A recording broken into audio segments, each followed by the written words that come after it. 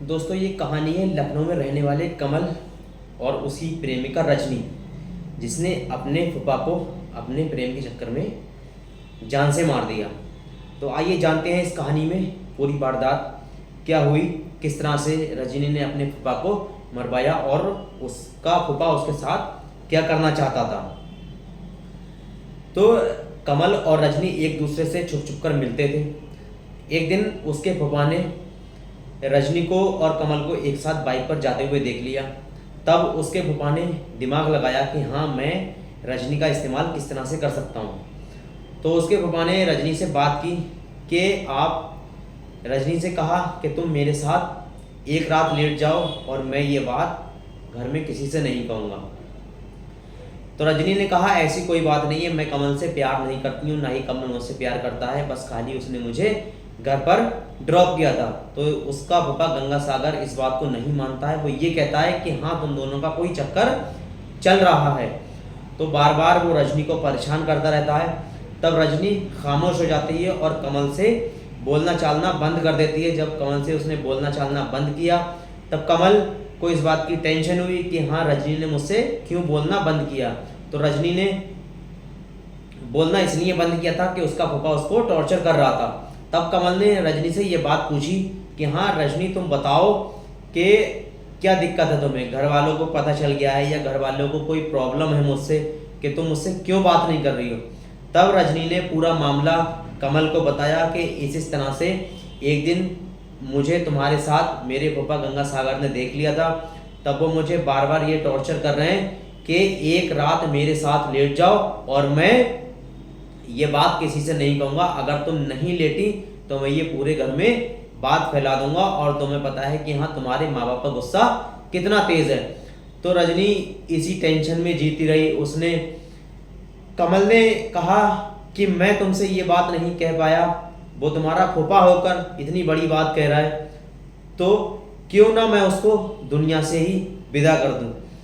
तब रजनी ने मना किया कि वो मेरे फूफा हैं, मान जाएंगे, मैं उन्हें मनाऊंगी। तब वो नहीं माना। तब एक दिन रजनी अपने घर पर अकेली थी और उसका फूफा गंगा सागर उसके घर आ जाता है। आने के बाद रजनी ये सोच रही थी कि मेरा फूफा गंगा सागर ये बात भूल चुका है, लेकिन वो ये बात नहीं भूला था। तब उसने मौके को देखकर रजनी से कहा कि मेरी बात मान लो, नहीं तो मैं ये सब बात तुम्हारे घर वालों को बता दूंगा। तो रजनी ने फिर कमल को कॉल किया। कॉल करने के बाद उसने घर से अपने फूफा को बाहर कर दिया कि हाँ ठीक है, मैं कल बताऊंगी। तब कमल को फ़ोन किया। तब कमल को जब फ़ोन करने के बाद रजनी ने सारा मामला बताया तो कमल ने प्लान बनाया कि इस तरह से हम तुम्हारे फूफा को मार सकते हैं। तो रजनी भी इस बात को मान गई। तब रजनी ने एक प्लान बनाया कि हाँ, मैं इस तरह से अपने फूफा को कॉल करूंगी।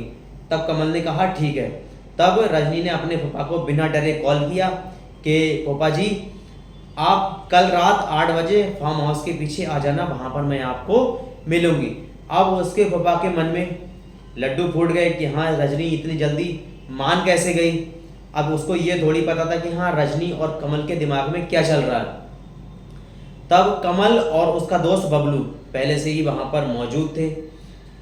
तब जब दूसरी रात आती है तो उसका फूफा अपनी बीवी से ये कहकर जाता है कि दूसरे गांव में उसका दोस्त रहता था और वो कहता है कि मैं अपने दोस्त की बेटी की बर्थडे पार्टी में जा रहा हूँ, कुछ देरी से आऊँगा तो आप सो जाना।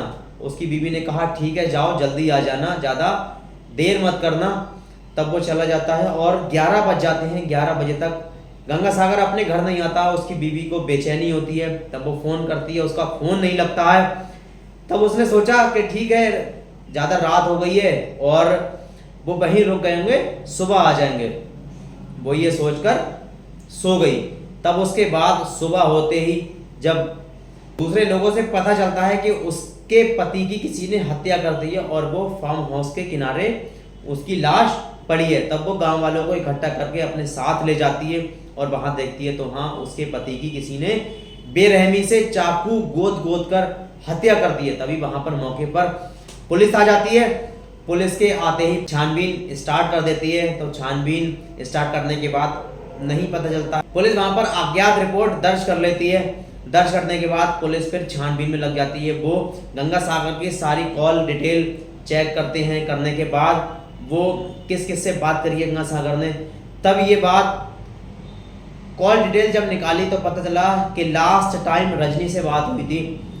रजनी की कॉल्स का जब पता लगा कि हाँ रजनी से लास्ट टाइम बात हुई थी, तब पुलिस रजनी के पास गई और रजनी से ये बोली कि हाँ हमें सब पता है, ये बता दो कि जो आपने मर्डर किया है वो किस बेस पर किया है, किस बात पर आपने अपने पापा का मर्डर किया है। तो रजनी सीधी सादी उसने पुलिस को सारा मामला बता दिया कि मेरे पापा गंगा सागर मुझे इस बात को लेकर परेशान करते थे, मुझे ज़्यादा टॉर्चर करते थे और एक बार नहीं, दो बार नहीं, तीन बार नहीं, 4 बार 5 बार टॉर्चर किया। उन्होंने ये कहा कि अगर तुम मुझे अपने साथ एक रात नहीं लिटाओगी तो मैंने तुम्हें देखा है कमल के साथ घूमते हुए, मैं सारी बात तुम्हारे घर पर बता दूंगा।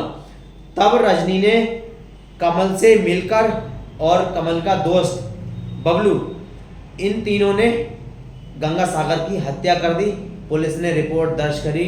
जब कमल और बबलू ने गंगा सागर को मारा और मारने के बाद उन्होंने वहां पर अपने कपड़े उतारे जो खून में लथपथ कपड़े थे, और जिस रॉड से मारा था, जो चाकू था, वो थोड़ी दूर झाड़ियों में जाकर दबा दिया और बबलू गंगा सागर की बाइक लेकर 22 किलोमीटर दूर निकल गया। उसने 22 किलोमीटर दूर जाकर गाड़ी गड्ढे में फेंक दी। बबलू जो था अपनी प्रेमिका रजनी को लेकर बाइक से गांव चला गया कि हाँ किसी को पता ना चले कि किस तरह से गंगा सागर को मारा।